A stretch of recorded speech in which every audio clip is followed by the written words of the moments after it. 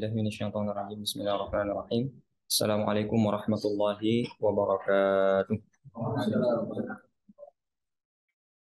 Bismillahirrahmanirrahim. Alhamdulillahirabbil alamin. Sallallahu ala sayyidina Muhammadin wa ala alihi wa sahbihi ajma'in.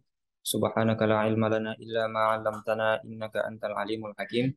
Nawaina ta'alluma wa ta'lima wa tadhakkura wa tadhkira wa naf'a wal intifa' wal ifadata wal istifadata wal hasala tamassuki bi kitabillahi wa sunnati rasulih wa du'a ila al huda wa dalalata al khairi bi tiqa wajhillahi wa mardatihi wa qurbihi wa thawabihi subhanahu wa ta'ala. Amma ba'du, faqala al-musannif rahimahullahu ta'ala, nafa'ana Allah bi'ulumihi wa bi'ulumi masyayikhina fid dharain amin.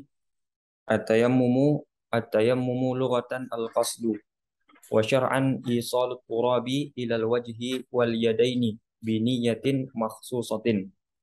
Asbabut tayammumi sab'atun nazamaha ba'duhum biqaulihi faqdun wa khawfun hajatun itlaluhu maradun yashukku jabiratun wa jirahu.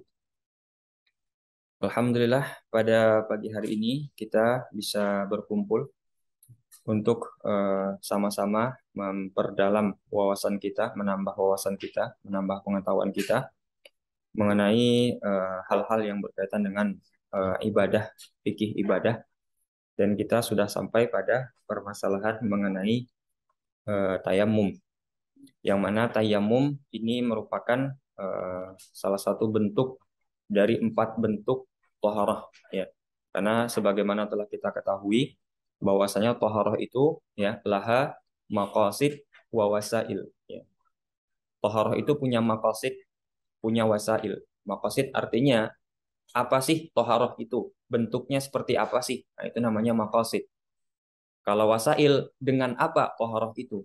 Ya, maqasidnya ada 4, wasailnya pun ada 4. Apa itu maqasid toharah yang 4? Yang pertama adalah wudu. Ya. Jadi toharah itu apa? Salah satu dari 4 maqasid ini. Ya, yang pertama wudu. Yang kedua al-ghusl, mandi. Ya, bentuknya adalah mandi. Yang ketiga at-tayammum. Ya, yang ketiga at-tayammum, dan yang keempat adalah alistinja, ya namanya alistinja, ya, atau menghilangkan najis, ya, izalatun najasah atau istinja, gitu ya. Nanti bentuknya lebih umum dibandingkan dengan istinja, ya. Izalatun najasah mungkin lebih lebih baik. Jadi pada hakikatnya tohoroh itu 4 itu, imma wudu, ya, atau mandi, atau tayamum, atau menghilangkan najis, ya. Salah satu menghilangkan najis nanti adalah istinja, gitu ya.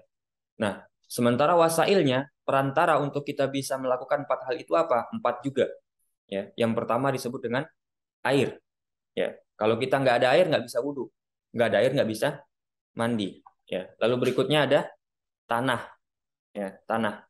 Nah, tanah ini nanti bisa digunakan untuk menghilangkan najis, ya. Apa contohnya? Tanah digunakan untuk menghilangkan najis. Seperti ketika menghilangkan najis mughal ladhah, butuh tanah, butuh. Karena 7 siraman, bahkan 1000 siraman sekalipun, najisnya nggak bakal hilang. Najisnya masih tetap. Dia harus disiram 7 kali dengan air, salah satunya harus tercampur dengan tanah. Nah, itu tanah tempat menggunakannya sebagai penghilang najis, ya. Tapi pada umumnya tanah nanti digunakan untuk tayamum yang lebih diketahui. Yang ketiga ada namanya hajarul istinja, ya, hajar batu, ya, batu untuk istinja, gitu ya. Nah, hajar ini nanti ada namanya hajar hakiki, ada hajar syar'i. Hajar hakiki itu yang kita ketahui apa itu batu, yaitu batu. Itu namanya hajar hakiki, gitu. Ada lagi hajar syar'i. Hajar syar'i itu dia tidak batu, tapi dia punya hukum seperti hukum batu. Karena itu nanti yang diperbolehkan untuk istinja itu kan bukan hanya hajar hakiki, tapi hajar syar'i juga boleh. Misalkan seperti eh, tisu, gitu ya. Asalkan bukan tisu basah, ya. Karena kalau kalau seseorang itu istinja, ya, menggunakan tisu basah, ini biasanya kan digunakan kalau orang ke gunung, ya. Pakai tisu basah itu najisnya belum hilang, ya. Najisnya belum hilang. Jadi meskipun dia sudah bersih, tapi dia masih bernajis. Najisnya najis hukmiyah, ya. Jadi tisu basah tidak bisa menghilangkan najis, ya. Kenapa? Karena syaratnya batu bisa digunakan untuk istinja, dia tidak boleh basah. Batu itu nggak boleh basah. Oke. Makanya kalau bersih-bersih, makanya nanti kalau di awal pembahasan mengenai toharoh, kita kan bedakan apa itu bersih, apa itu suci. Bersih belum tentu suci, suci belum tentu bersih, gitu ya. Kalau misalkan ada air satu kolam, ya sekian liter, misalkan 1.000 liter, misalkan ya, kolam 1.000 liter apa danau lah, misalkan seperti itu. Apakah air itu bersih? Tidak bersih. Suruh minum nggak ada yang bakal mau minum itu. Kenapa? Karena nggak bersih. Tapi apakah itu tidak suci? Itu suci. Bisa digunakan untuk toharoh. Makanya beda suci sama bersih. Gitu.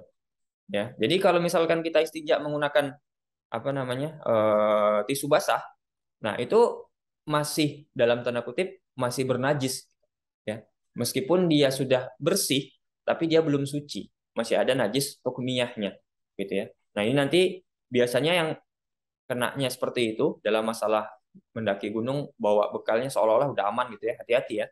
Jadi nanti harus harus istinja lagi nanti, cari air yang bersih ya, cari air yang bersih yang suci, istinja gitu ya. Istinja lagi meskipun sudah bersih secara kelihatannya seperti itu kan.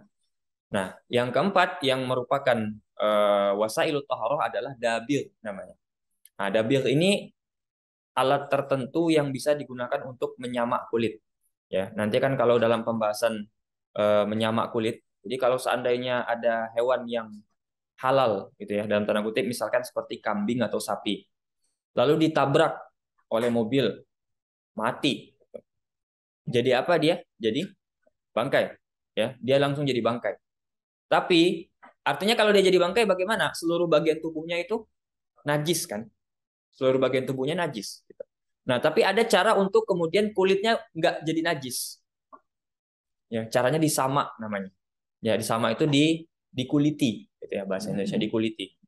Nah, alat untuk mengulitinya entah itu kita gunakan pisau, entah itu kita gunakan batu yang runcing misalkan ya, atau menggunakan kayu gitu ya, atau menggunakan bambu, gitu ya. Bisa-bisa aja karena orang dulu khitan juga pakai bambu gitu kan, pakai kayu, pakai itu segala macam, nggak ada pisau.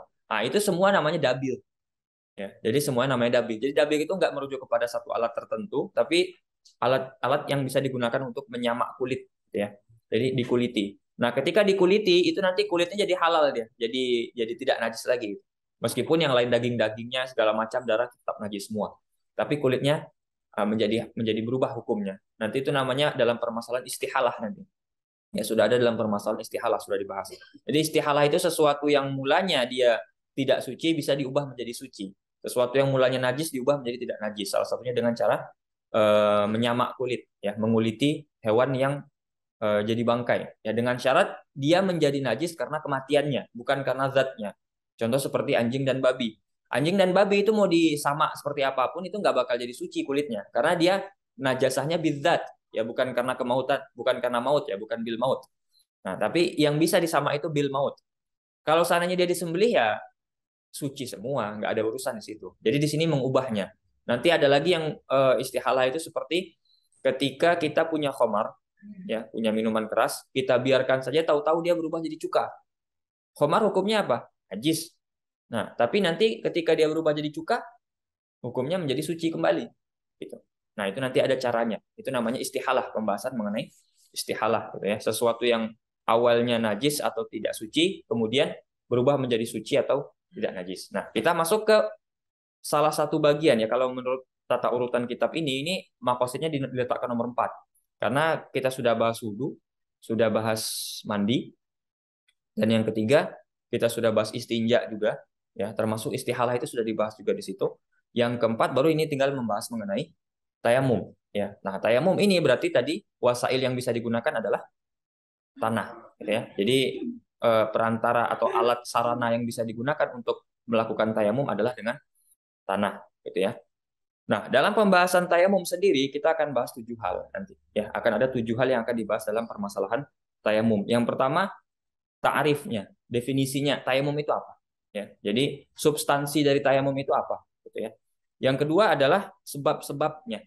Ya, jadi kenapa kita tayamum? Gitu ya. Artinya sebab itu apa? Definisinya. Ada dia, ada hukum, nggak ada dia, nggak ada hukum. Itu namanya sebab. Ya. Ada sebab tayamum maka boleh tayamum, nggak ada sebab tayamum maka nggak boleh tayamum. Gitu. Ya. Tergelincir matahari wajib sholat zuhur, kalau belum tergelincir matahari belum wajib sholat Zuhur itu sebab. Ada dia ada hukum, nggak ada dia nggak ada hukum. Itu sebab gitu. Ya, jadi apa yang menyebabkan seseorang itu tayamum? Ya, apa yang nanti yang membuat kita boleh untuk tayamum apa sih? Gitu. Apakah serta-merta langsung boleh tayamum? Enggak juga. Ada sebab-sebabnya. Ya. Lalu yang ketiga adalah syarat-syaratnya. Ya, syarat-syarat tayamum. Nah, ada yang namanya syarat, ada yang namanya rukun. Dua hal ini wajib dilakukan kalau mau sah suatu ibadah. Jadi ibadah itu nanti punya syarat, punya rukun. Kalau nggak dikerjakan syarat, nggak sah ibadah. Nggak dikerjakan rukun, nggak sah ibadah. Harus dikerjakan syarat dan rukun. Bedanya apa syarat sama rukun? Kalau syarat di luar, kharijal ibadah. Di luar ibadah. Tapi kalau rukun, dakhilal ibadah. Oke, dakhilal ibadah. Itu bedanya. Jadi kalau dalam perbuatan ibadah itu namanya rukun, tapi kalau di luarnya namanya syarat namanya. Ya, jadi yang dibahas yang ketiga adalah syarat-syaratnya. Baru yang keempat, rukun-rukun tayamumnya. Jadi furutnya atau rukunnya seperti apa? Ya, atau wajibnya bagaimana? Yang kelima, sunnah-sunnah selama tayamum. Ya, jadi meskipun tayamum itu toharoh darurah, ya kan darurat kan statusnya. Tapi ada sunnah-sunnahnya juga. Gitu. Ada sunnah-sunnahnya juga yang bisa diambil. Bahkan nanti yang keenam pembahasannya, ada juga yang makruh dilakukan ketika toharoh itu.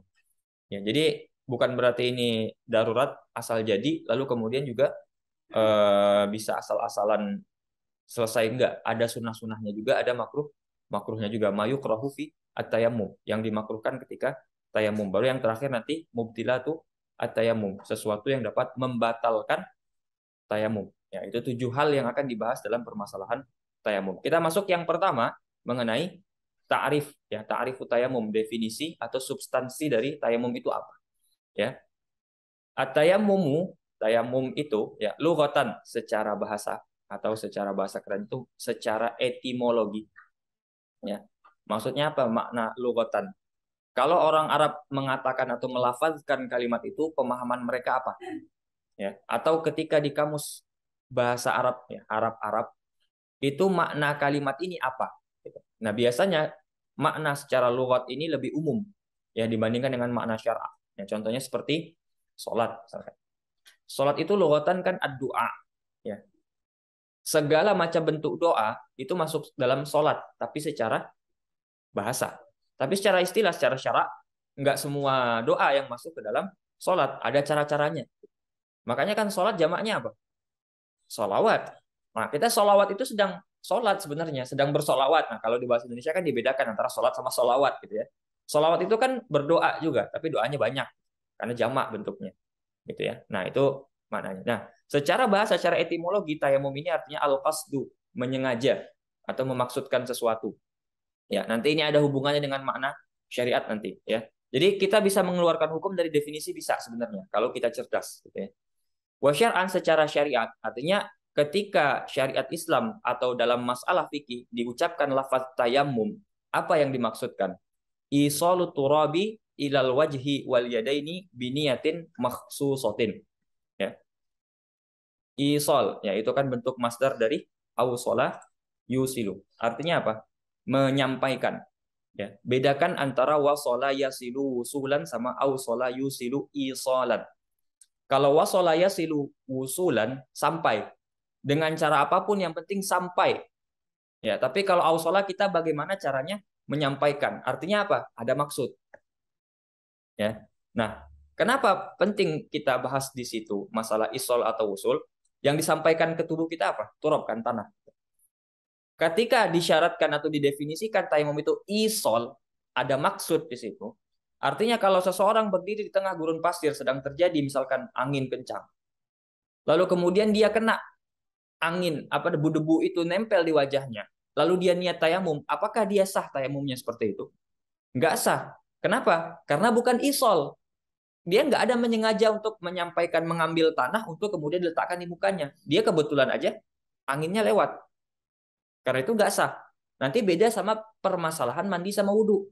Kalau mandi sama wudhu boleh ghusl, boleh inrisal. Disiram sama orang muka kita langsung niat wudhu, itu langsung diambil dianggap wudhu. Boleh gitu. Jadi kita disiram sama orang pas di muka tanggung niat wudhu. Itu udah basuh muka, langsung lanjut tangan aja. Sekalian tangan siram gitu. Sekalian kepala gitu ya. Sekalian kaki, selesai. Ya. Nah, gitu. Kalau mandi jangan. Karena kalau mandi kan harus kena seluruh tubuh, nanti kan repot. Ngapain kita nggak pakai baju di tempat umum, gitu ya? Makanya harus kalau mandi di tempat khusus aja, gitu kan. Tapi kalau anggota wudhu kan bisa terlihat, gitu kan, bisa dilihat di tempat umum ya, bagi yang ikhwan, gitu ya. Seperti itu. Nah, jadi kalau tayamum nggak bisa usul saja, nggak bisa. Berdiri di tengah padang pasir menghadap apa namanya menghadap arah angin ya fi mahabbir rih namanya istilahnya menghadap arah angin angin sedang menyerang misalnya kan sedang apa namanya sedang mengarah ke kita gitu ya kita berdiri sampai muka ini penuh sama tanah pun kita niat tayamum itu nggak dianggap tayamum harus ada isol berarti isol itu apa memang tangan kita ini kita letakkan di tanah kita tepuk-tepuk baru kemudian letak di muka itu baru isol. Kalau sekedar kita berdiri ada angin nyerbu kita, itu namanya wusul, baru sekedar wusul. Ya, belum isol. Karena belum ada maksud.